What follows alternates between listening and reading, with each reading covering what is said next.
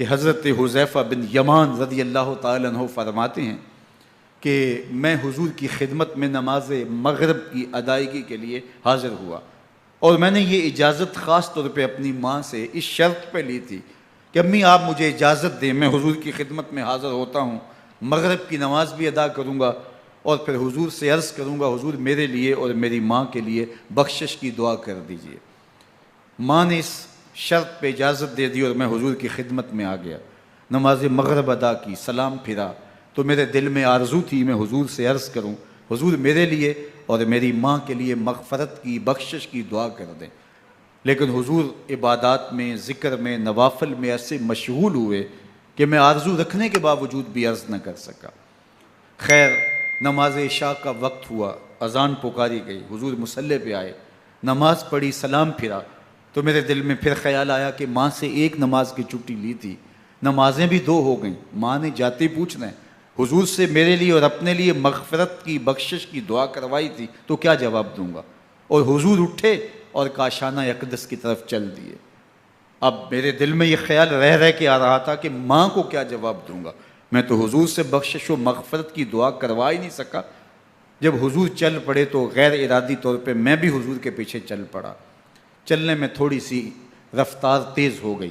جس سے قدموں کی آہٹ پیدا ہوئی، تو جب آواز پیدا ہوئی تو حضور نے رخ پھیرے بغیر فرمایا من ھذا، میرے پیچھے پیچھے کون آ رہا ہے؟ پھر خود ہی کہا حذیفہ تو نہیں؟ تو میرا دل دھڑک رہا تھا، قلت نعم، میں نے کہا جی حضور میں حذیفہ ہوں۔ فرمایا ما حاجتک غفر اللہ لک ولامک، کیا کام ہے؟ اللہ تجھے بھی بخش دے، تیری ماں کو بھی بخش دے۔ اب جو کام تھا وہ جنبش لب سے پہلے ہی ہو گیا، یہاں تو لفظوں کا سہارا بھی نہیں لینا پڑتا، وہ بند لبوں کی بولیاں بھی سنتے ہیں۔ اقبال بولا ہے فروغت صبح آثار و دہور، چشم تو بی نندائے ما فی الصدور، تیری نظر تو سینوں کے چھپے راز بھی دیکھتی ہے۔ تو کہا ما حاجتوں کا غفر اللہ لک ولامک، اللہ تجھے بخش دے، تیری ماں کی بھی مغفرت کر دے، کیا کام ہے؟ اب جو کام تھا وہ تو ہو گیا۔